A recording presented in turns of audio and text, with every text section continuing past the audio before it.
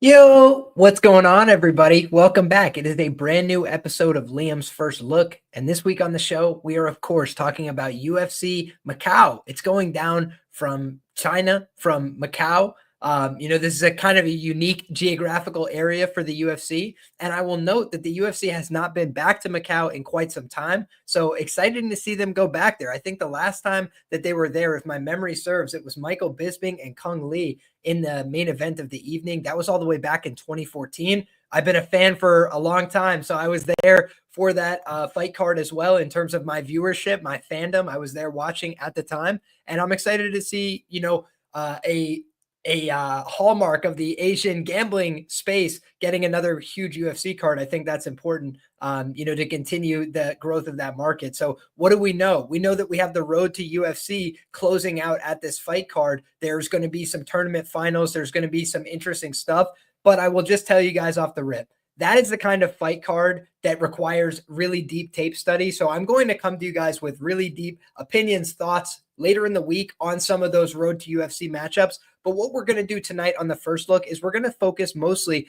on the main card. Why? We know these fighters. These are proven, tested UFC fighters, been around for a long time. So we have opinions on them already, ready to go, hot off the jump. And I think that we have a really fascinating main event. I want to just say that off the rip. If you guys are new to the first look, welcome aboard. I appreciate you guys for being here. But the first look is typically where we start at the main event, work our way on down the card from there, and we try and give a lot of thoughts, analysis off the top line, talk about their fighting styles, talk about where they're at in their career, their momentum, things like that, and try and get a feel for why this fight was put together. You look at this fight, it's obvious why this fight was put together. Two guys that both could use a big win that would really solidify them as a top guy worthy of a title shot right now. We both know that they're championship level fighters. Petr Yan, former champion at 135 pounds. Honestly, guys, if you go back and look, lost a very close competitive decision with Aljamain Sterling, lost to Merab Dvalishvili in a fight where he suffered an injury, and he lost to Aljo via disqualification. He's a guy that's put on excellent performance after excellent performance in the UFC. The Sean O'Malley fight, another controversial decision at the time that it took place. So Petr Yan typically is a big favorite, right? He's typically a championship level fighter, 5-round fights, big fights, main events, co-main events, top of pay-per-views, top of fight cards. The guy's just been the genuine article since he's been in the UFC, as far as I'm concerned.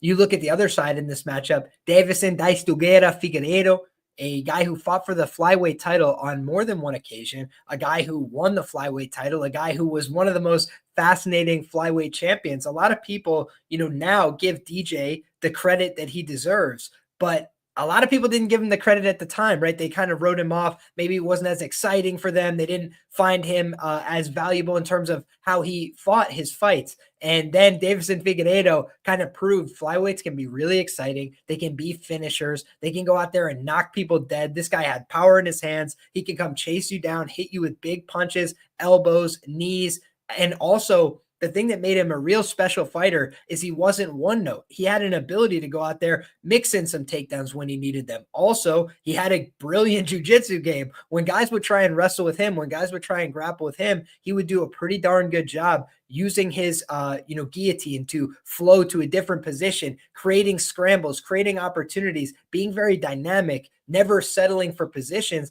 You just see both of these guys. It's obvious why they got to a championship level. They're skilled in all positions, right? I've noted on Twitter earlier today that a guy like Petr Yan, maybe the most underrated aspect of his game is his wrestling and grappling. Not only the fact that one time he went out there and took down Aljamain Sterling over and over again, made it look pretty easy in their first fight. I think that was a large, factor to do with Aljo being injured coming into that contest. However, the rematch, Aljamain was only able to accomplish 2 takedowns on 22 attempts.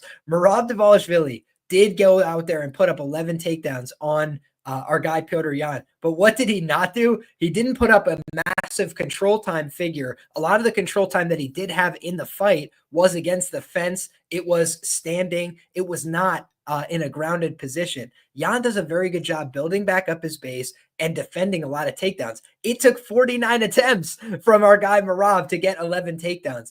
John Dodson, it took him 8 attempts to get 2 takedowns. Those are the only 3 guys that ever recorded multiple takedowns against Petr Yan in the UFC. Why do I share that information?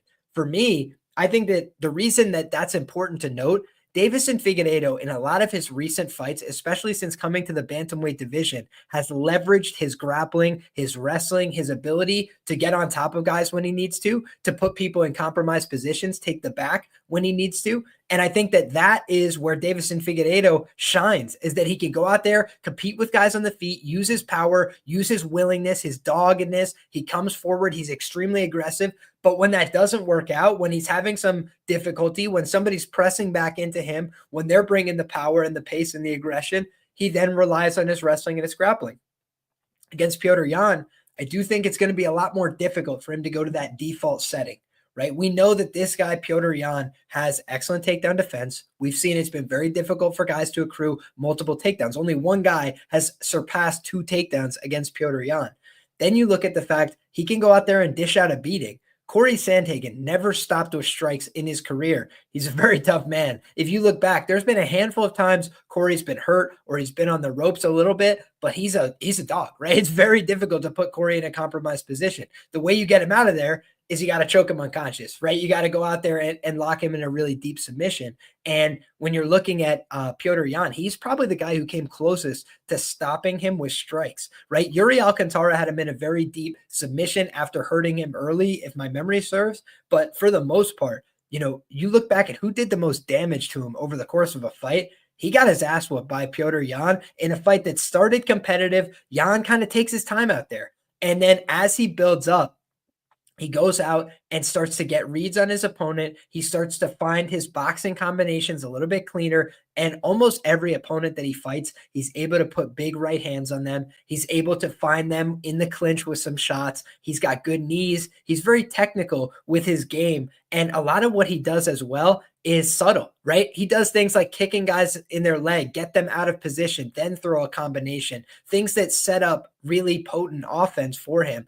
And over the course of that fight, he got into such a flow state, he was able to land a spinning back fist followed by a right hand. So he spins all the way through, then continues his combination.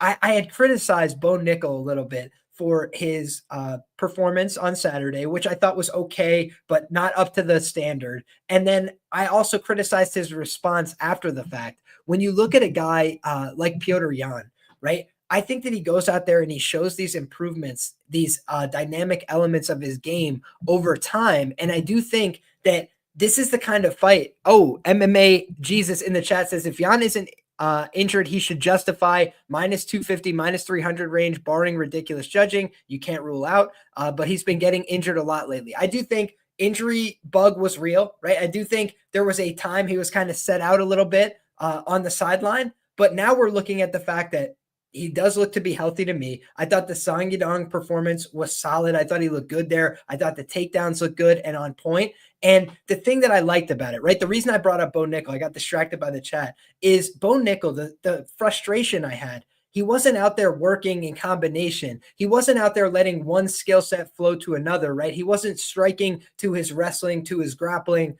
He wasn't doing any kind of mixed martial arts. It was more so, an ugly, awkward kickboxing match at distance where neither guy was committing to combinations. They were just picking one shot at a time.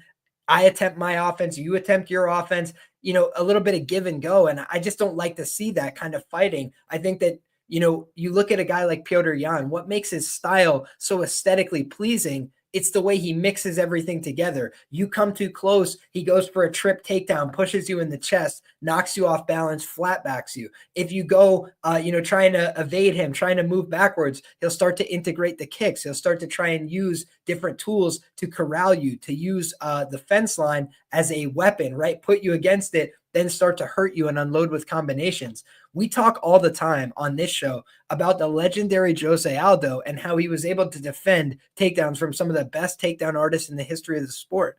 One guy who was able to take him down, Petr Yan. I posted a video of Petr Yan's wrestling offense, the way that he goes out there and gets takedowns, right? This guy is able to go out there, use a traditional, conventional double leg, right? Level change, get to 2 legs, circle the corner, cuts a beautiful angle. He's able to get takedowns that way. He did it against O'Malley. He did it against several different guys, right? Song Yadong most recently. He hits that conventional double leg, cuts the angle, he gets on top. Against Jose Aldo, he's able to elevate the single leg, right? Brings it all the way up, then kicks out the front leg. So basically, he's got one leg all the way up in the air. You can't balance out on it. Jose Aldo typically loves to be in that position, but instead of going, the same way everybody tries to kick the leg out, he kind of cuts the leg from in front, and he's very violent with it, kind of pushes the head away, and is able to get the takedown, force Aldo to the ground. Aldo is extremely difficult to take down throughout the course of his career. I think we have to give him some credit there and say, man, this guy knows how to move. He knows how to scramble. He knows how to wrestle. We know that guys can get him in compromised positions. We saw, Aljamain Sterling lay out a little bit of a blueprint for how you can maybe go out there, get him to show his back, take his back, put in the body triangle, and bank rounds that way. But Aljamain Sterling is huge, right? He's now going up to compete at 145 pounds. He just looked massive against a guy like Calvin Kattar, a seasoned featherweight. Aljo looked way bigger than him, looked stronger than him. And I think that when I'm looking at this matchup, I'm saying to myself, okay, a guy like Aljamain, big guy, strong guy, elite grappling for mixed martial arts, was able to put him in the back body triangle, but he wasn't able to finish, right? He was able to get to the spots. He was able to put some damage on Jan. I thought he deserved more credit than he got for some of those positions early on. He did damage with the elbows. Jan's a tough son of a bitch, man. If there was ever a time you're going to quit, you're going to quit against Merab Dvalishvili when he's just out there putting this relentless pace, pressure, stay on you, dog on a bone, kicking your legs out, landed 149 strikes, landed 91 head strikes. Like, Merab went out there and put on a clinic against this man while he was injured. He never quit on himself, right? He stayed in the fight. He stayed in the fire, and he was able to, eventually, start to wilt a little bit. But you looked at it, he was still trying to win the fight. In rounds 3 and rounds 4, he was just met by a better man on the night, a guy who was more prepared on the night, a guy who wasn't injured, whatever you want to say. The guy who was healthier, ready to go, was Merab. He pushed the pace all night.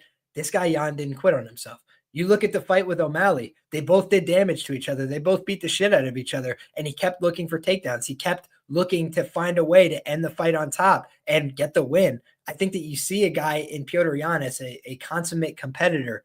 Does he make mistakes at times in the octagon? Yeah, we've definitely seen that, right? I think that the Aljamain Sterling first fight was a fight that he blew it, right? Like, he should have won that fight. Aljo was hurt. He was underprepared, and Petr Yan blew it. I just think that's the way I see the fight. And if you look at the rematch, we saw that with adjustments, with a really smart game plan, with the right attitude, with the right approach, Aljamain can beat Petr Yan, especially when he's healthy, right? He got the surgery. He came back in looking strong. He came back in looking a lot more composed.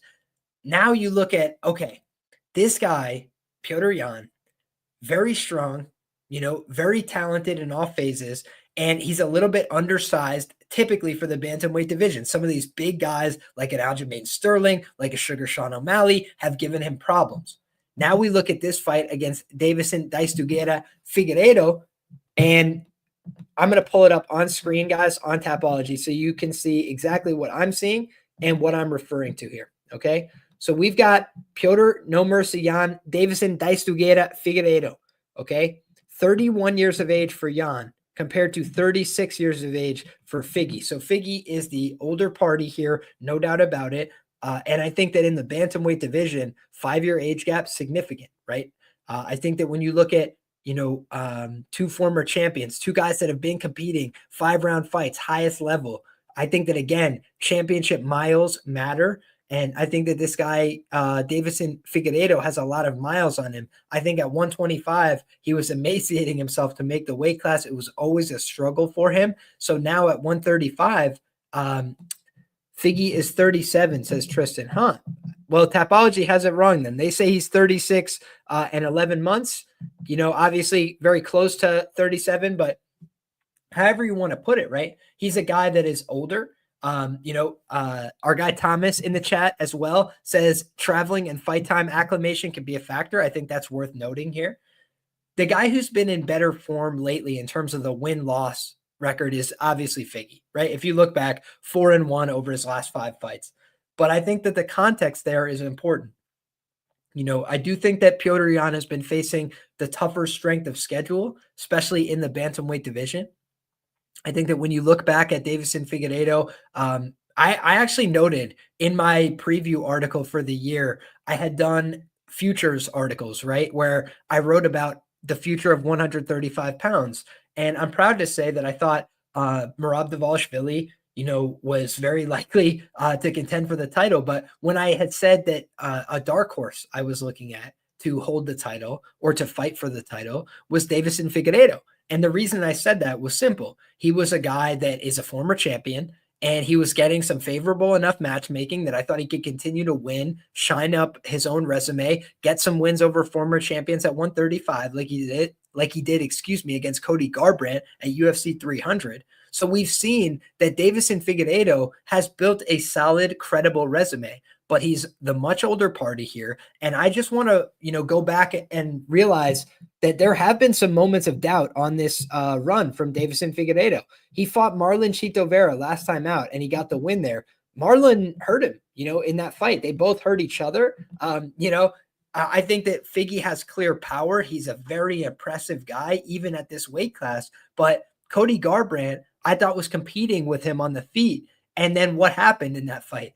Figgy leveraged his wrestling, his grappling, his ability to get the fight to the top position. He did the same thing against Rob Font, right? And then we saw some adjustments from Rob. He worked on that takedown defense. He worked on trying to keep himself upright for his next fight. He worked with my boy Ayman Zahabi, by the way, stand up. But if you look back, this guy, Deiveson Figueiredo, has had, 3 opponents that he really could go find, hey, these are my advantages here. These are the ways that I win. A guy like Petr Yan, it's not to say he can't win. He definitely can. But the rubber really meets the road here. Where do you beat Petr Yan easy? Are you going to submit him like you did Cody Garbrandt? Maybe he catches him in transition. Figgy is brilliant with his attacks. He's got different submissions. He can attack the legs. He can attack the upper body. He could go for chokes. He's a brilliant fighter. But Petr Yan has been historically impossible to submit, right? It's just very difficult to submit. Okay. Then we look at, all right, how about, can we go out there and get a decision over him? Most of the guys that beat him via decision, except if your name's not Merab Dvalishvili, it's been nip tuck. It's been, one judge sees it my way, 2 judge sees it your way, really close type of fight, right? 29-28, 48-47. And I think that is important to note here. This guy is very difficult to get one over on. Can you go out there and just beat him up, stop him with strikes? Very difficult to do. Very difficult to do damage to him. Again, Merab, probably the most successful in that regard. Sean O'Malley also had some damaging moments against him, no doubt. But they fought tooth and nail. They fought incredibly close. And again, if it wasn't a big underdog performance for Sean O'Malley, maybe he doesn't get the nod there. But he's the company guy. Underdog performance exceeds your expectations. He gets the nod. Very close fight. So now you say, okay, is Petr Yan like a shell of himself, right? Because some people have said, he's got the injuries, he's had these kind of problems. The guy's never been stopped before in a pro MMA fight. He got disqualified once in a title fight, looked like he was on his way to winning that bout. And he's 9-4 in decisions. So it's not like he's been an easy mark to go out there and beat on the cards, right? More often than not, fight goes the distance, he's getting the hand raise. But in the UFC, it's been a little bit closer, 5-3 to the decision. It's had a couple split decisions. So I want to just note, Song Yadong, really tough out, right? A guy that most people don't want to fight in this division because he's got skills in all positions, right? And he could go out there, do damage. He's got power in his hands. He's a pretty durable guy. Then you look at the Merab fight. Again, toughest guy in the division, current champion, and Merab needed 49 takedown attempts to really tire this guy out, wear him out, get the win. He's never needed that amount of takedown attempts against anybody else. Then you look at the Sean O'Malley fight. Okay, Sean O'Malley, big star, got the nod, split decision. I thought on the night that it was a robbery. I thought watching it back, it's a closer fight than I believed at the time, but I still probably would give it to Petr Yan. I thought it was super close. He did the better wrestling. He did the better mixing of the martial arts, but you also saw that they both damaged the shit out of each other, and maybe the optics favored O'Malley a little bit. Then you look at the Aljamain fight. I thought Aljamain won that fight, plain and simple. I was biased. I bet on Aljamain as a massive underdog in that fight, but I also believe he deserved the nod. I thought he was the rightful winner there. And I thought that, there was an argument for a 10-8 round, I believe in the second round, when he was on top, dropping elbows, riding the wrists, back control for the whole round, completely nullified Jan's offense. That's rare, right? Then you look back at the fight before that. He beat Corey Sandhagen, and that was a pretty clear win, right? Clear decision, went out there and dropped Corey Sandhagen, hurt him badly. Then you look at the Aljamain fight, got disqualified. Prior to that, guys, beat Jose Aldo, a former champion, a very legitimate fighter, a guy who has gone on to have more success since then, right?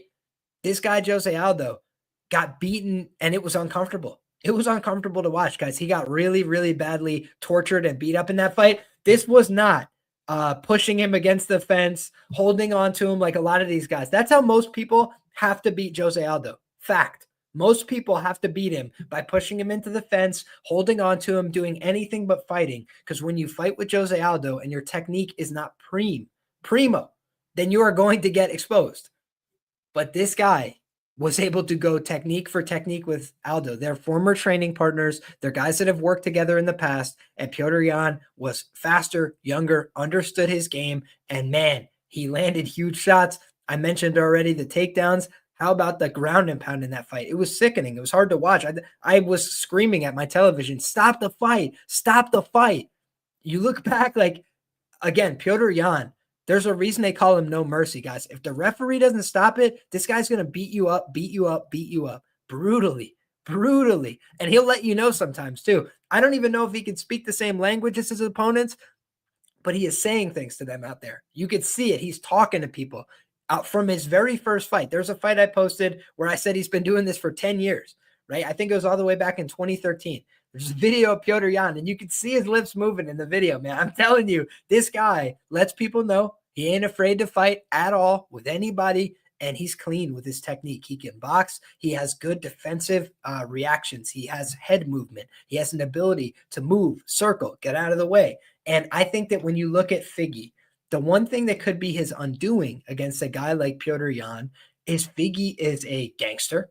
He's a risk taker. He's an upright fighter. He comes in a lot of times with his hands low, his chin high, and he's kind of trying to draw people into exchanges. He's not an easy guy to hit per se, but he is a guy that fights with some emotion and some bravado and likes to go out there and, let people know and keep the hands low and come in and swing with big shots.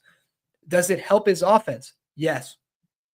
We've seen that he can create extreme dynamic power out of nowhere by just keeping his hands at his side, then firing off with offense, whether it's the punches or the elbows.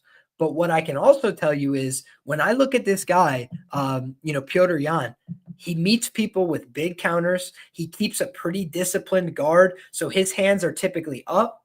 His guard is typically pretty safe and solid, right? He's typically watching where your shots are coming in. He's got good eyes and good vision in the pocket. And all of that contributes to his ability to avoid strikes and then return with big counter combinations. And that just seems like a recipe for a little bit of disaster against Figueiredo. If you look back at Figueiredo, some of the guys that have given him problems are guys that are durable, guys that could take some damage on the feet and throw back with him, guys that don't wilt under his pressure of him coming forward and trying to walk you down and scare you. I think Petr Yan is like the last guy in the division that's going to get afraid, right? Like I just don't see him as that guy. I see him as a guy who's going to hold ground. I see him as a guy who's going to land big counter combinations here. And the thing that I love about Figgy is the ground game and his ability to mix it up there. This guy's never been submitted, and I do think that when you look at how his wrestling and his grappling is translated so far in his UFC career, the guy's aces, man. Like the guy is just very, very difficult to out-wrestle. Merab is a special case, and he didn't out-wrestle him on technique, guys. If you go back and look, the reason why Petr Yan beat up like 30 some odd takedowns in that fight is because technically he's brilliant at defending the takedowns. The reason he was getting taken down is because Merab is relentless and has a inhuman ability to continue attempting takedowns. It is not natural to attempt 49 takedowns in a UFC fight, period, point blank, no matter how much time you have. And the way that Merab was able to do that, you just take your hat off to the guy and say, him, his doctor, and his team all deserve some credit. But I just look at a guy like Petr Yan, how much damage he could do against an opponent of this age, against an opponent who's willing to take these many risks, typically in his fights. And I think that this is a bad matchup for our guy, Deiveson Figueiredo. I think that Deiveson is probably going to end up getting hurt and probably finished in this fight. If you look at, again, at the Moreno fights, Moreno was able to counter him effectively with the boxing combinations, especially later on in their series. And what we also saw is that there were times when we would see Figgy slow down a little bit in those fights.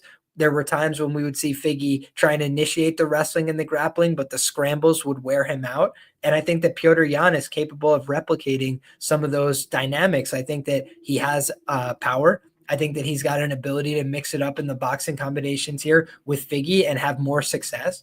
And I think that we also can't write off the fact that this guy can wrestle his ass off. Like Petr Yan can really, really wrestle for a guy that's not his background in fighting. So for me, I think that respect both guys, love the matchup. I'm fired up to watch these two guys compete. I don't think Figgy's going to lay down for anybody. I think he's going to walk Yan down. I think he's going to land some big shots at points in this fight. But I just think that the way that Yan fights, most older champions, legends, guys that were really solid fighters in their time, he put him away or he hurt him badly. He landed knockdowns. And I just think that he's going to continue that trend here. I think that when you watch the Uriah Faber fight, it again is like another indication. That was all the way back in 2019. But Uriah asked for the fight. He was an extremely experienced guy at the time. And you saw Yan hurt him routinely throughout the fight. And again, we just saw last fight out for Figueiredo. He was getting hurt. I think the difference is there's no getting off the hook against a guy like Petr Yan, man. Jose Aldo, he never let him off the hook. Uriah Faber, he hurt him several times. And then he absolutely kicked his head off, man. He almost decapitated the poor man. And it was a fight that kind of told you it was a changing of the guard. And Petr Yan is still just 31 years of age. He already changed over the guard once, and he's been around at the top of the division fighting some of the best guys in the sport. But I do think that when you look at Petr Yan, he's got a lot left to give. And I think Deiveson Figueiredo had a lot of the right matchups. I think that if his timing had worked out better, he might have just fought for the title, right? 3-fight win streak in the division. But now is where the rubber meets the road. This is his toughest test in the division. And I think this is where, unfortunately, he's going to take that first loss at bantamweight in the UFC. So give me Petr Yan in this fight. I think he's going to win the fight by KO or decision. And that is my pick for the first look. Now, if I do more research and I see something on tape where Petr Yan puts his head in a guillotine every time or something, then I'll come back to you guys with a different opinion on bets and banter. But my first look is on the Petr Yan side. I think that he's a deserved favorite, and I think he's going to get the win in the main event. Next up, guys, we've got Yan Xiaonan against Tabatha Ricci. And this is a fight where I will not have as much conviction in my prediction, right? Last time out, Yan Xiaonan was on the wrong end of a really decisive title fight, right? She fought Zhang Weili, and, her record moved down to 8-3 in the UFC. Her losses have been tough, right? She got absolutely steamrolled by Carla Esparza. She got absolutely steamrolled by Zhang Weili. And Marina Rodriguez, close split decision. I actually thought she should have won that fight. But ultimately, her win over Jessica Andrade, solid win, got the TKO in the first round. The Mackenzie Dern win, very close, a little bit controversial, but she got the job done, did her job there. Beat Claudia Gadelha, solid win for her as well. The problem for me looking at this matchup is, number one, Tabatha Ricci, much like Yan Xiaonan, has gotten some public support, right? A push from the promotion. But the difference is Yan Xiaonan is coming off of a title loss.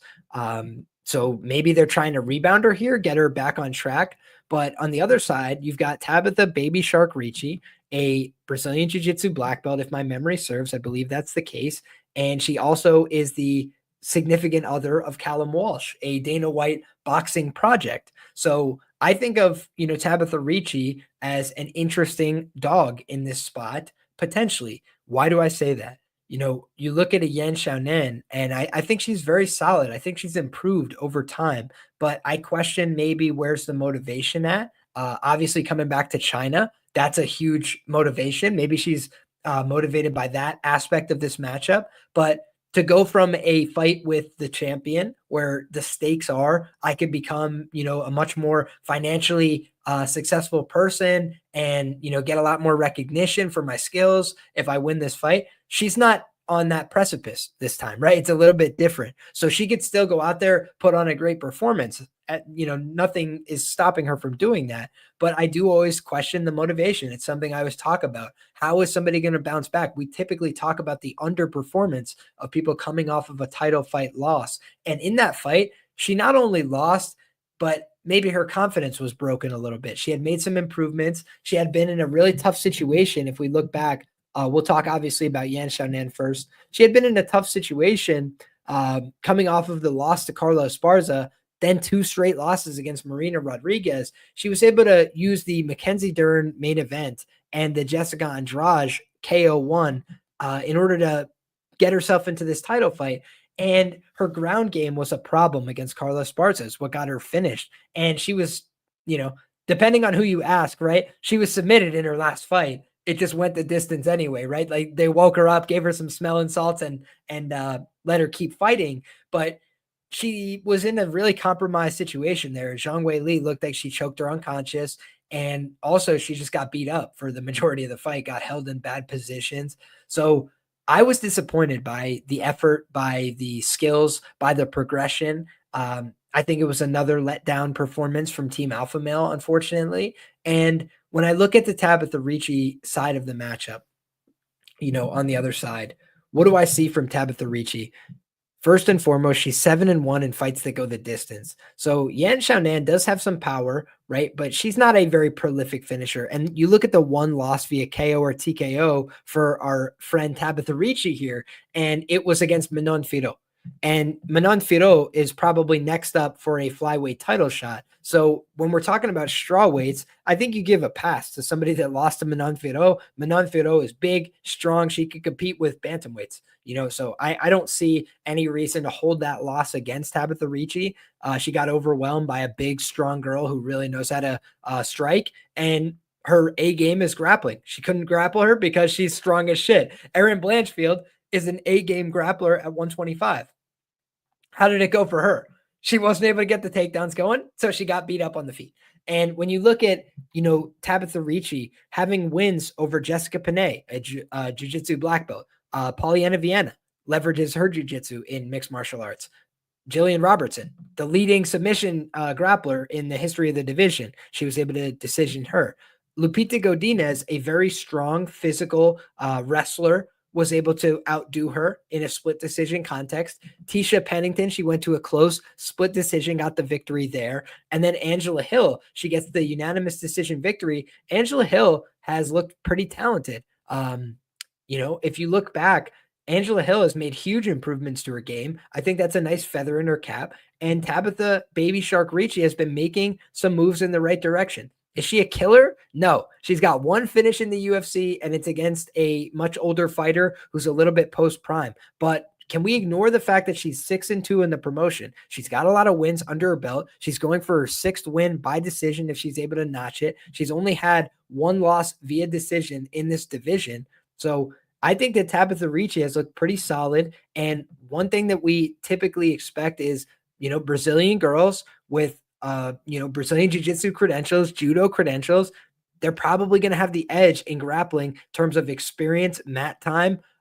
When it comes to, somebody like Yan Xiaonan, who got taken down and routed against Carla Esparza and put herself in an armbar trying to defend from her back. She's made massive improvements from there. So I don't mean to disparage her skills at all. She's definitely jumped levels, but she might have jumped levels from a white or blue belt to a purple belt or brown belt potentially in this spot. And I don't know that she's up to snuff with somebody like Tabatha Ricci when it comes to the ground game.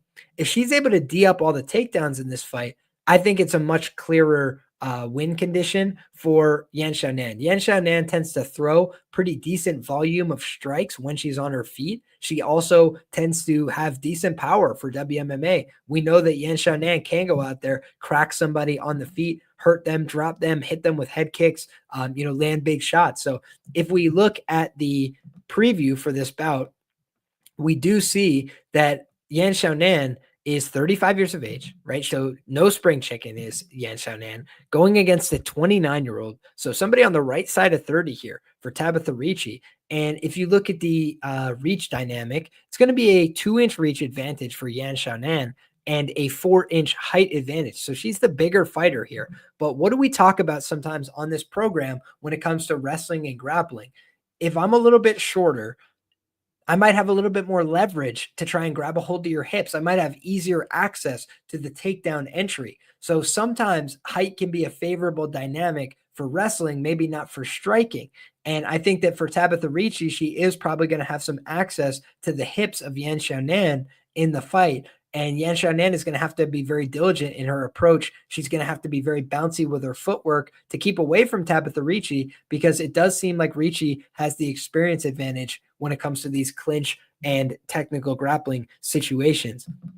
So ultimately, the Tapology community is quite bullish on the Yan side. I do get where they're coming from. I understand why people, think she's going to bounce back here. Talented fighter, not a fighter who was basically underrated throughout most of her career. And now it seems like people may be overrating her just slightly, coming into this fight, pricing her at a 65% favorite against a fighter that probably has the takedown upside in this matchup. And I believe this is a 3-round fight. Can we confirm that?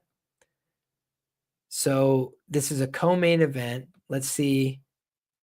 Co-main event, straw weight, 115 pounds. Let's go back to the event itself.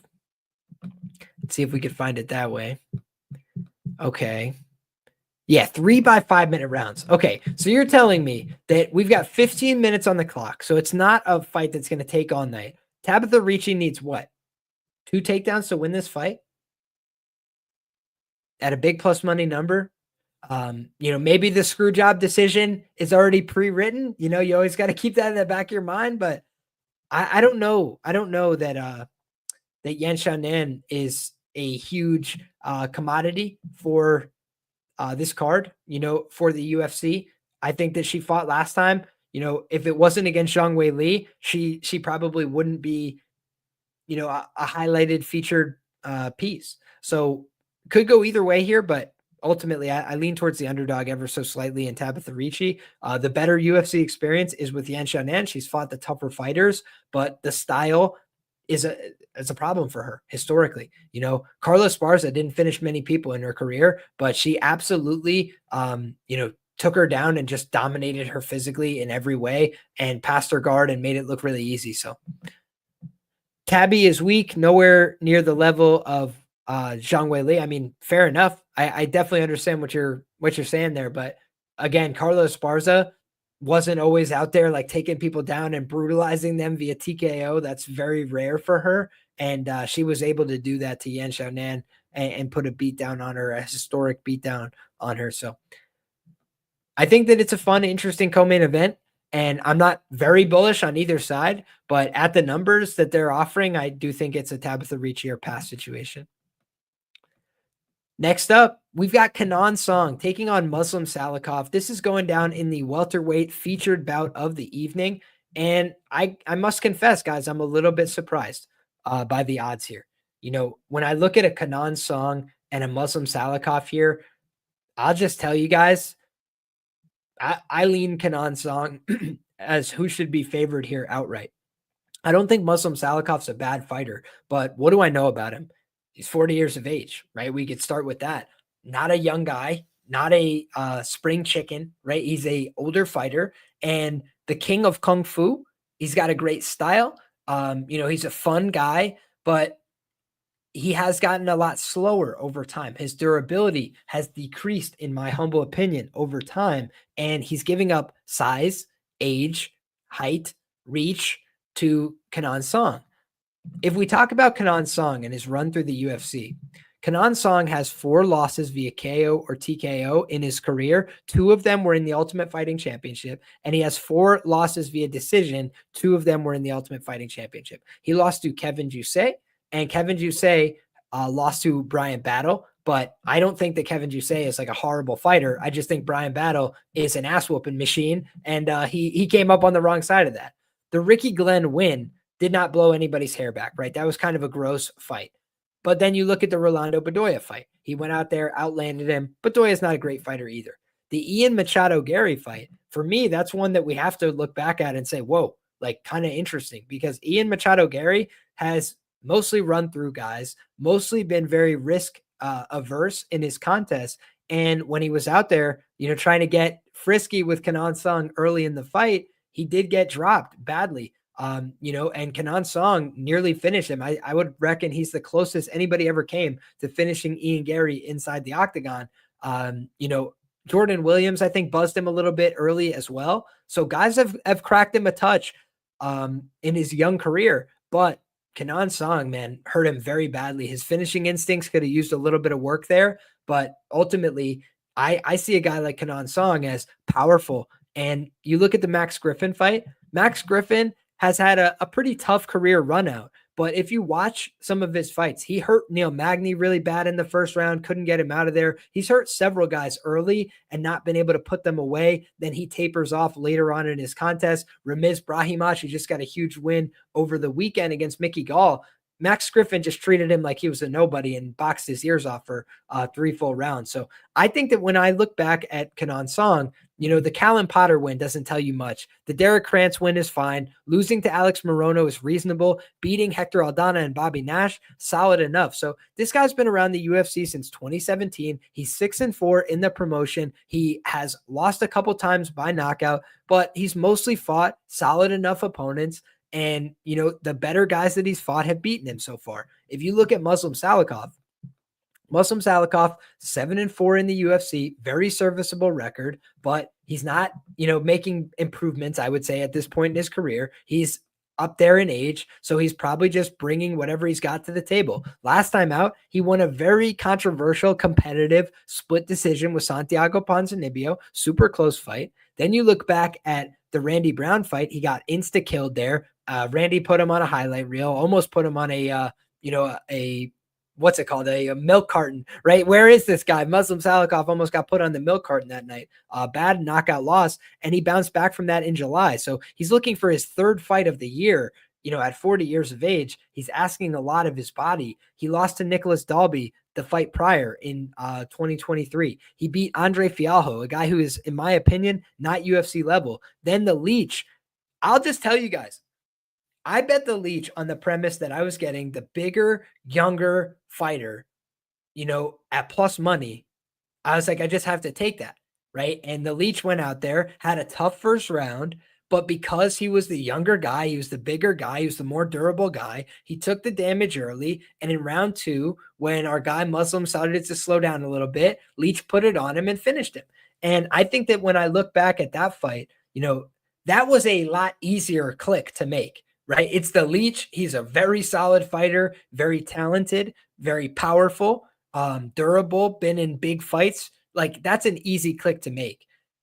When I think about this one, it's a harder click to make, but it's a similar price and it's a similar dynamic. I'm getting the bigger guy. I'm getting the younger fighter, and I'm getting the guy who, maybe has some favorable marketability here. I mean, King of Kung Fu, he's got his own marketability for Muslim Salikhov, but Song Kenan again went out there and nearly put away Ian Gary, had a very solid performance there, has his own wins in the UFC, can fight the close decision. So I would say the overall quality of competition has been better for Muslim Salikhov, but he's 40. I do agree with Tristan in the comments here. He says if Song wins, Muslim will be his best UFC win. I agree with that, but I also think we have to note this, which is, if he had beaten Muslim 5 years ago, it would have been an incredible win. But at 40, is it the same quality of win? Is it the same quality of fighter for Muslim? I do think those are the open questions here. So for me, I would say, if you wanted to say skill for skill, who's the better fighter? I would say Muslim Salikhov's a slightly better fighter, but I do think That's an interesting point from Nate. Cong is younger, but not much faster. I will go back and tape this before I, have conviction on a side here. But ultimately for me, I'm not betting on 40-year-old Muslim Salikhov at a chalk price. That's not how I play the game. I wish him the best. I do think the King of Kung Fu, good gimmick, some fun knockouts. The spinning back kick against Fialho was sick, but for me, Kenan, when he has a solid performance, he's landing big, powerful punches. He's putting himself in range to knock guys out. And he hasn't done that against some of these younger guys that he's been fighting, guys who are a little bit more durable, can go out there, take a whooping. But I think that against Muslim Salikhov, that power is going to pay dividends. And I do think he's going to knock him out. So that's my prediction on the first look, but I will definitely revisit, do some due diligence, and make sure that I still feel that way upon taping the fight a little bit closer. But I bet 10 units, huge bet for me on the Leech against this guy. And it was one of my favorite max plays of all time. Finished him and justified, I thought, the price. So good stuff, man. That's the way I see it. And if you guys have thoughts, comments, concerns, questions, you can go ahead and fire them off in the chat live. We've got the sharpest chat in the game rocking with us. I appreciate each and every one of you guys. 177 people rocking with us on X. If you're on X, go ahead and hit that repost, share this with other people, let them get involved with the show. If you're on YouTube, drop a like on the like button or a dislike if you don't like the show. That's fine too, but just let people know that you're watching. Let the YouTube algorithm know that you're here enjoying, and I appreciate that very much. Next up, folks, we got Wang taking on Gabriella Fernandes. And I will just tell you guys, the UFC is going to try and strap a rocket ship to the back of Wang because there's not many women that go out there and pick their shots, right? Like basically said, I'm going to go out, and puts the gun out there, does the Joker bit at the face-offs, and she looked ready to blast off. Right? Like she was ready to go. Fight starts, comes out the gates, and she was firing, right? Beating up on Victoria Leonardo, let her know what time it was, got her out of there quickly, and Wang looked like a real problem that night. So at 6-0, she's a little bit green for MMA. However, she has experience in other combat sports, and I think that the UFC marketing machine wants to get behind her. They want to push her towards the top of the division fast. You look, she, for me, is like an Alex Pereira on the female side of the game, right? And Israel Adesanya. Let's get them winnable fights. Let's get them in highlight opportunities, and let's see what they can do. If they can't make it, then let's find out right now. She's already 32 years of age. Let's see what she's got. But I'll tell you guys, Gabriella Fernandes, for me, has not been it in the UFC. The striking differential is god-awful. She's getting hit way too much. And I think against somebody like Wang, the cost of getting hit goes up, right? The cost of getting hit has now been raised very substantially. I think she's a finisher with her power. I think she's aggressive with her strikes. And she's got a diversified win condition, right? She's gone out there, gotten a couple KOs, gotten a couple subs, gotten a couple decisions. Against Gabriella Fernandes, I do think she's hard to put away. We've seen her against tough girls that have dominated her, not put her away, but she is susceptible to being beat, being controlled, being taken down, being outlanded on strikes. So the price is a little bit prohibitive here, but I think that Wang is going to come out here and smash Gabriella Fernandes. I don't think it's going to be close personally. I think she's going to finish her. I don't think Gabriella Fernandes is the real deal Holyfield. I think that Wang is the truth right now. So that's the way I see it, man. I could be dead wrong, right? The one thing I will always caveat is that we have noted before on the show, we've heard many times in the community, Chinese grappling is sometimes hit and miss, right? And I do think Wang has shown the right instincts regionally. She's got some beautiful submissions, but that's probably the least developed aspect of her game. Gabriella Fernandes has spent a lot of time taken down and controlled in her fights. She won a somewhat controversial split decision last time out against Carly Judas, a very close fight where Judas landed more significant strikes than she did, lost the decision.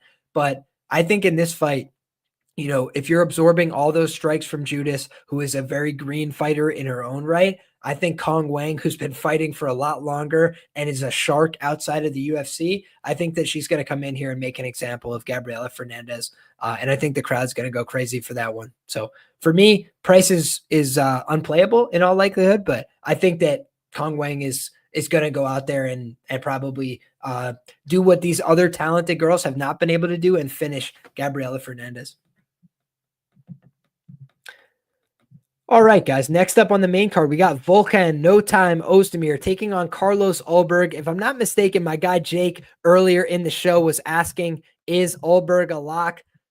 You know, I don't believe in locks, right? I really just don't see the game that way. But I think Ulberg has a clear path to winning. Shout out to everybody who's in the chat, guys. We have so many heavy hitters. Ted, Cole, Trey, appreciate you guys. Daz, Tristan, Joe, thank you guys all so much for making an appearance. Art as well. I think Song is a little more Asian than Salikhov, he says. Absolutely. Absolutely. Shout out to you, my man. All right. So, guys, talking about this fight, we're in the light heavyweight division. 35 years of age compared to 34 years of age. This is a big step up for Ulberg, like my guy Daz notes in the comments. Here's what I'm going to tell you guys. I think that the athleticism gap here is substantial, meaning I think Carlos Ulberg, despite being 34, is a better athlete. I think that he is faster. I think he's more explosive. I think he's more powerful. I think all around, you know, he's the better athlete of these two guys. The difference is the way more experienced fighter is Volkan Oezdemir. I think that if Carlos Ulberg loses this fight, it will probably be a result of Oezdemir grappling him, taking him to the ground. We saw that Volkan Oezdemir got on top of Paul Craig and basically neutralized him, right? Basically just shut down his game. I thought we might see something similar from Bo Nickel, and instead he just elects to make it a kickboxing match all night. But we saw Volkan land huge blows and kind of force Paul to start making bad decisions. And then he showed I can ground and pound. I can keep myself safe. I can get in and out of the guard. I can move around. He's very clever on the mat. And we also saw against Bogdan Guskov, young guy, the guy who's on the come up, guy who's trying to make a name for himself, a guy who wanted to show him on short notice, hey, I'm ready for the UFC. How did Volkan deal with that? He took him to the ground. He said, hey, let's find out on the ground, kid. You know, he said, let's not go do the swinging hammers at each other's heads and I might get knocked out like I did against Yuri. He said, I'm going to take you to the ground and I'm going to test your ground game. And ultimately, that is the biggest veteran advantage most of the time. These guys in the heavyweight division, the light heavyweight division, their grappling is usually terrible, right? Their wrestling is usually no good. So they have to go out there and rely on the fact that they're athletes, that they've got power, that they can knock people out. I think that Carlos Ulberg is extremely live to win by knockout in this fight because Volkan has been chinned before, because Volkan, when he does not get the takedowns going in this kind of contest, I think will be a sitting duck for the speed of Ulberg. And also we've seen Volkan gas out sometimes, start making suboptimal decisions when he gets tired. But when you look at, is he live for the sub, says Jake in my chat, I think the answer is yes. You know, my pre-fight lean for this fight was Ulberg KO or Oezdemir submission.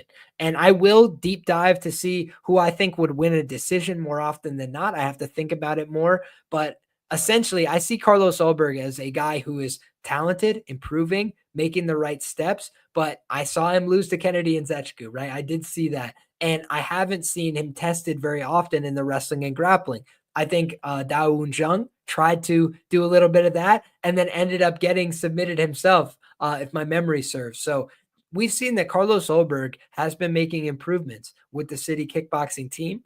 But I also, know that Volkan Oezdemir, longtime veteran of the game, training at All-Stars, like my guy Tristan says. So does he have submission skills? Yeah, he does. Is it his go-to? No, like he's typically a guy that likes to go for the knockout. He's extremely aggressive. He likes ground and pound too. That's fine. But when I think that, a guy like Volkan, if he could get to the top position, he's probably going to have some success. If he can't, he's probably going to get killed. I just think that the speed, the power, the dynamism, the willingness to throw, I think all of that favors Ulberg.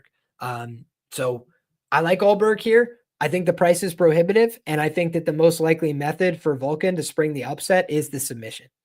So those are my thoughts on this fight. And I think that it's an interesting scrap. It's good matchmaking. It's compelling. But Carlos Ulberg, remember, I think was supposed to be put with Khalil Roundtree, Jamal Hill. They were trying to really push this guy up the card fast. They kind of tempered their expectations here, put him with a little bit more of a guy who's a contemporary in terms of the rankings. And I think that Volkan is probably not as equipped as some other guys in the division to test his wrestling and grappling. So I do think it's still a live possibility, but there's better guys that could probably test him more. And Volkan, you just have to rely on that age, the experience, the fact he's been in there before. But I think that the more upside is probably with Carlos Ulberg for the promotion long term. So I think this fight was booked to see where Carlos Ulberg is at and find out if he's for real.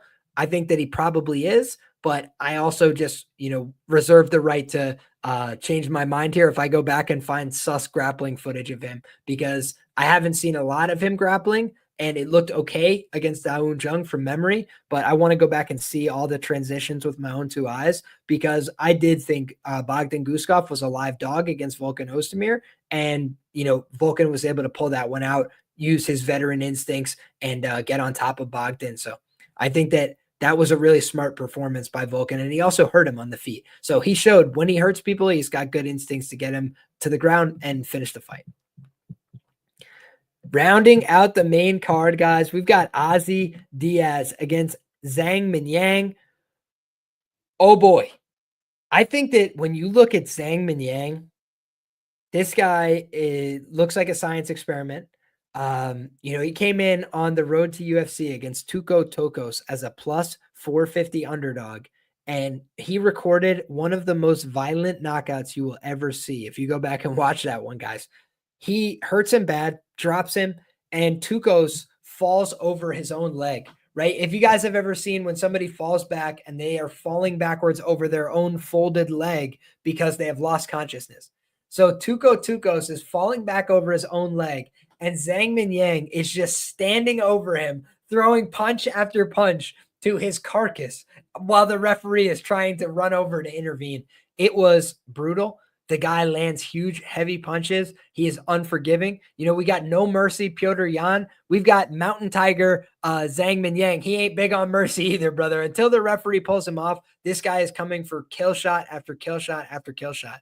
On the feet against Brandison Iberio. I called Brandison Iberio as an upset on Contender Series when he got to the UFC and they fed him to Zhang Mingyang. I was like, this is not going to work out well, unfortunately, for our guy Brandison Iberio. And he did end up getting starched in that contest. Zhang has big power. He's a knockout threat. And you look at Ozzy Diaz. Ozzy Diaz is not a bad fighter, right? He fights out of King's MMA, according to Tapology.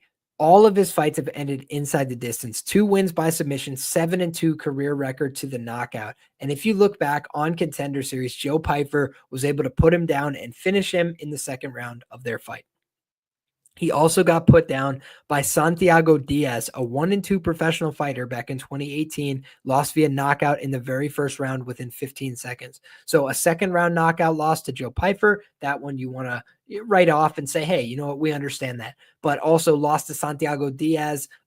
If we look at Santiago Diaz, he ended his career as a 2-4 fighter. So he was not a very solid professional MMA fighter. He lost that contest. He was submitted by Dominic Reyes on the California regional scene all the way back in 2014. If you look back prior to that, he lost to Jens Grau on the amateur scene via KO TKO in the second round. So we're seeing a bunch of finished losses start to pile up for Ozzy Diaz when we consider the amateur run as well as the professional run. And here's the other thing that I want to note.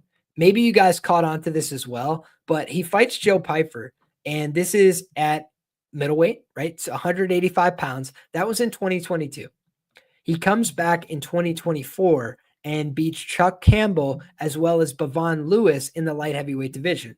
Now, you might, if you guys are really savvy viewers that have been around for a long time, you might recognize the name Bavon Lewis. He fought at 185 in the UFC. He had a very unfortunate UFC run, right? Things didn't work out for him. It can't work out for everybody. But Bavon Lewis, he was a 185 pounder. So now he's fighting blown up light heavyweights, which are really just middleweights that don't cut much weight anymore because they're on the regional scene.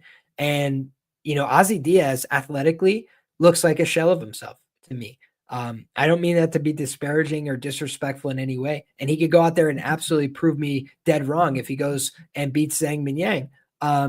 But He's 34 years of age, right? It's going to be just after his 34th birthday. We've got a 26-year-old in Zhang Mingyang.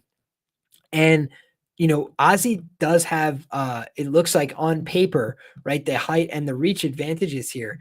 But I just think he looks a little bit doughier, a little bit softer. I will go and look at his recent Instagram photos and everything and see what his current body composition looks like. It could be totally different from the regional scene to the UFC. Maybe his commitment level increases, things like that. But to go from 185 to 205 and then, to look a little bit like a lesser version of yourself, not in terms of his results, right? He did fine, but in terms of his athleticism, right? He just didn't quite look like the same guy. I didn't love that look. It did tell me he has weight to lose. I would not be surprised if this was a ploy to get signed to the UFC, then, maybe move back down to 185 where he would probably be a little bit more competitive and more successful. But right now, they're sending him in like a lamb to slaughter. And could he go out there and win? Sure. He's got the skills, the abilities. He's from Los Angeles, California.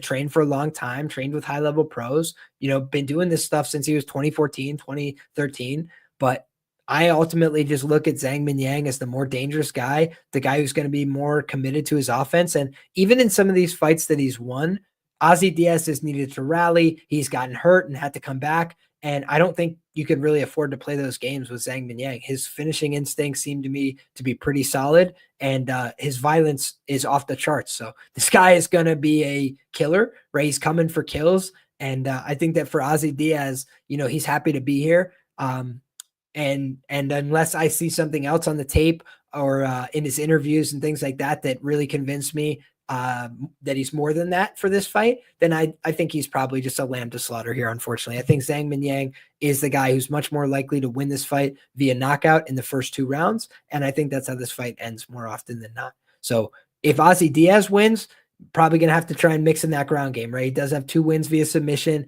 We talked about it before. Chinese grappling, a guy who comes from a kickboxing background, a guy who likes to stand up in his fights. Maybe that's where you could exploit him if you're Ozzy Diaz, but I think Ozzy would need to catch him while he's dry, and really try and implement those takedowns, make him work, get him tired, because I think physically, it's probably going to be a tall task to move this guy around. I think physically he's quite strong. And as Jake says in the chat, he is a scary MFer. Yes, he is. So with that being said, guys, we've covered the entire main card. That was my goal for this stream, because some of these fights, the tournament championships that you see here, I really don't have very much to say about them. I have to do much more tape and due diligence before I give you guys my thoughts and my commentary. What we do have is an hour under our belts. We've gotten in an hour or so of thoughts, of commentary, of breakdowns. I'm going to go rapid fire through these first few fights because, again, some of these will require more research from me. For example, I don't know much about Tumen Dembarrel, right? Naimajargal Tumen Dembarrel is 8-0 as a professional, and he's got seemingly most of his wins via finish, 1 win via decision, and that was a split decision in the road to UFC. His other road to UFC win was a first-round submission. He's got some stoppages with strikes, but more often than not, he's getting the job done with his submission game. So that's very interesting. A guy who's got 5 wins by submission, and his nickname is Art of the Knockout. What a strange juxtaposition. And if we go back and look, he's fighting Carlos Hernandez, and Carlos Hernandez is on hard times. He got audited and rinsed by Ray Saruya, right? Saruya just put him through the spin cycle, kind of just dominated him throughout the fight. Really wasn't very competitive, if my memory serves. Then you look at Tatsuro Taira, and Tatsuro Taira, first man to ever stop him in 28 professional and amateur bouts with strikes. So shout out to our guy Taira. We did say that he was going to go out there and cash in for us. Denise Bondar, that was a great win. Technical decisions, absolute bullshit. He TKO'd that guy, slammed him on his head, and then beat him up. But if you look back, Alan Nascimento, a talented submission grappler, first round, hopped on his back and finished him. Tumen Dembarrel is not as proven at all as a guy like Alan Nascimento, but could an opportunistic submission threat maybe take out Carlos Hernandez? I think that's always possible. And I was a little bit surprised to see Carlos Hernandez as a favorite. He's typically an underdog in his fights. So I will do more research and due diligence before I come up with an impression on that one. Loner Kavanaugh and Jose Ochoa. This is a banger. This is a fireworks type of fight. I'm really excited to see how this one shakes out.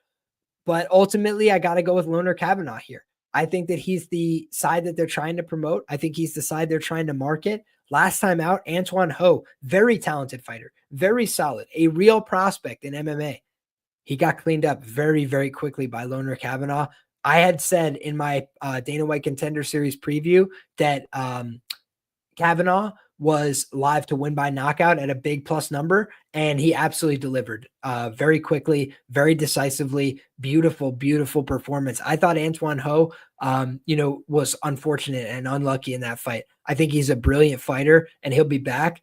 That was a really tough run out against this guy. Jose Ochoa, tough guy, skilled, well-rounded, but Loner Kavanaugh, I think he's got way more experience in fights that go long, right? Jose Ochoa, all finishes in the first 2 rounds, I believe. This guy, Loner Kavanaugh, he's gone to decision. He's been the 15 minutes. He's been in fights where he had to wrestle, had to grapple, had to move around a little bit.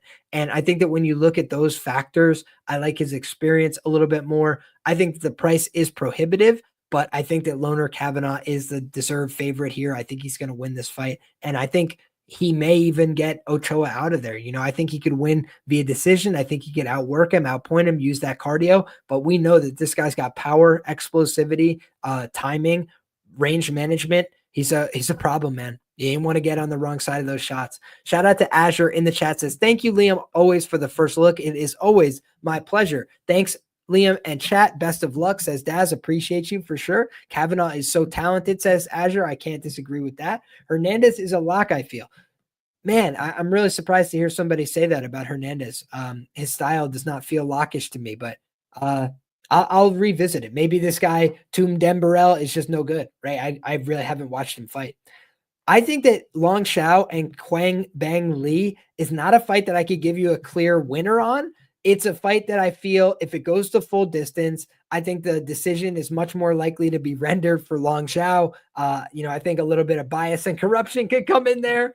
Just leveling with you guys, telling you the truth, how I see it. I think that when it comes down to it, though, his susceptibility for taking damage is a problem. He gets hit cleanly in almost all of his fights. Quang Bang Li has big power. I do think he's got knockout ability. I thought he showed a great product on short notice last time out.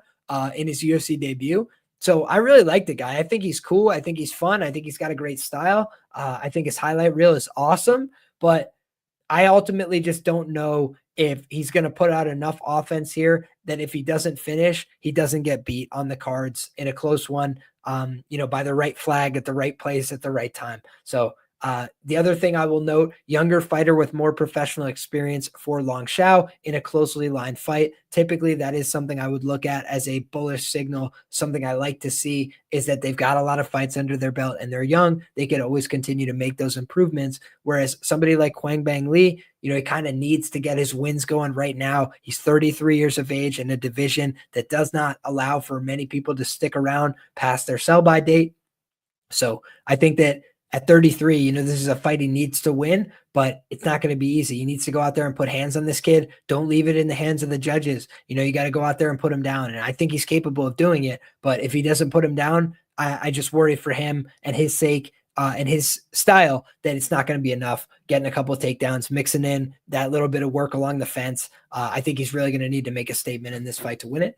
And I think he's capable of doing it, but Long Xiao, maybe deserved as a slight favorite here, given he's younger, given he's had so many fights.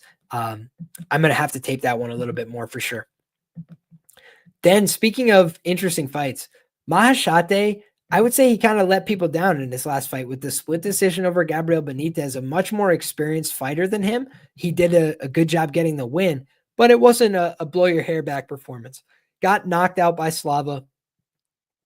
You could forgive that. Young fighter, taking a lot of risk, taking a big chance in that fight. You look at the Rafa Garcia fight, got out wrestled, got out grappled, got out hustled, beat Steve Garcia. That's a win that is aged like fine wine. To knock out a guy like Steve Garcia, Steve can be hurt, he can be clipped, but he's tough as an old leather boot. He's got great conditioning and he's got good wrestling, grappling, mix it up. So he's not an easy guy to get one over on in any position. And to knock him out brutally, face plant him like Maheshate did, I thought was a real feather in his cap. The Achilles Estremadura win was fine.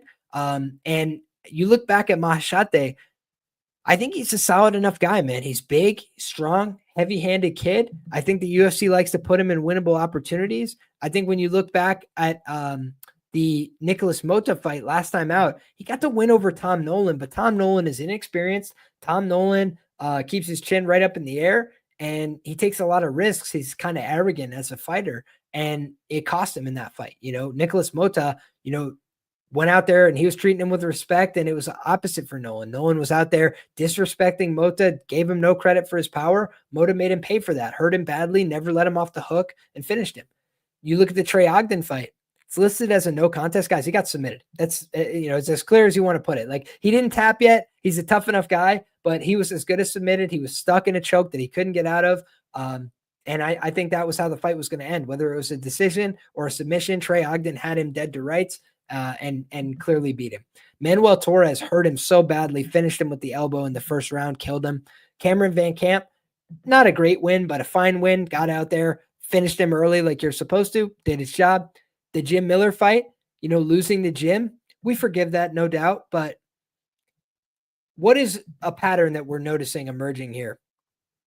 4 losses via knockout for Nicholas Mota, 2 in 4 UFC fights. So the guy is not extremely durable. He can be hurt. He can be clipped. And we also know he could be out-wrestled. He could be out-grappled. He got submitted by Glyco Franca back on the Ultimate Fighter. He got submitted by Claudio Marcelino with a guillotine choke. He got submitted essentially by Trey Ogden. So we just know that Nicholas Mota can be submitted. He can be knocked out. He can be clipped. Tristan says, Maheshate, much bigger, more durable guy. That's kind of the way I see this one. I think that Mota, if he was more willing to mix it up with the wrestling and the grappling, try and take this kid to the ground, maybe he could go figure it out that way. But I don't think his chin can hold up to the pressure, the power of Maheshate. So it's going to be a firefight. I think he's got a chance to knock out Maheshate. Mota showed it in his last fight. If you want to be in an exchange with him, he can put you down. He does throw with power. He does throw with intent, but he can also get put down.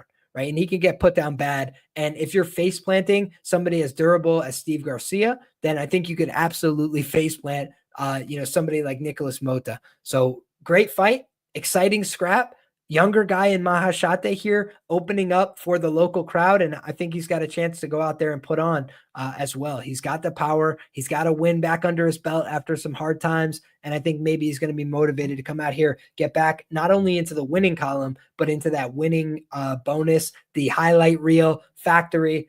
He has done it before. I think he could do it again here. Should be a great fight. That is the first look for today, guys. I will have much more content throughout the week later on, but I wanted to get to you guys early on in the week for a first look. If you guys have any questions, comments, concerns, go ahead and fire them off in the chat down below. I appreciate your feedback. I appreciate the thoughts that you guys have. So if you guys feel differently than me on a matchup, let me know. If you think there's something I should be looking into in my tape study this week that I didn't talk about, let me know that too. I really appreciate that. And again, if you guys have questions, comments, concerns, fire those off in the comments. I do get back to everybody each and every week as best I can. Do what my guy Jake says, smash the like button. If you want to show love and support for the show, there's a few really easy ways to do it, and I'm going to run you through before we get out of here, guys. Number 1, easy ways to show your love and support for the show. Number 1, drop a like on the video. Very easy way. That's for the people on YouTube. It's going to help the algorithm recognize that people are here watching the show. It's going to help the algorithm realize people enjoy the show and maybe help them promote it to more people. If you guys have comments and concerns, firing them off in the comment section not only allows me to interact with you guys, say, hey, these are my thoughts, expand on something that I said on the show, clarify something I said. Also, it gives me a chance to hear from you, and it gives other people a chance to get involved in the conversation, helps the algorithm promote to other people. Now, the other things I want to mention, right here, Elevate Athletic Club. This is my boy, Raph, a guy that I've been training with for many years, a guy that he's been putting out products that he personally makes and that he believes in, and I believe in them too, right? I have now had the opportunity to train in the gear. I wanted to go get a roll or two in in my new Elevate Athletic Club apparel before I let you guys know about it. But we've got the sign up here. If you guys look up Elevate Athletic Club, you'll be able to find it easily, whether you're looking for, athletic apparel or for your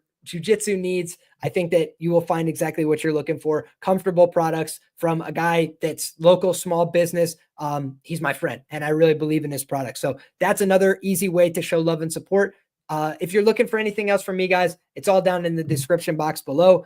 I got my training in today. I'm feeling great. I'm feeling fired up for this week. We've got early fights. We got a weird start time for this week. So hopefully we'll get Bets and Banter back to Thursday for this week and try and get you guys as much content as possible, whether it's for the UFC card that's coming up this weekend, whether it's for some other MMA and UFC related content. We're going to be active this week, so stay tuned for that. And timestamps will be here on this video. We'll have clips and everything from the show, and we'll have a lot more to say on the road to UFC later on this week. Thank you guys for your time. God bless you all. Come back next time. We're having all the same fun again. See you, everybody.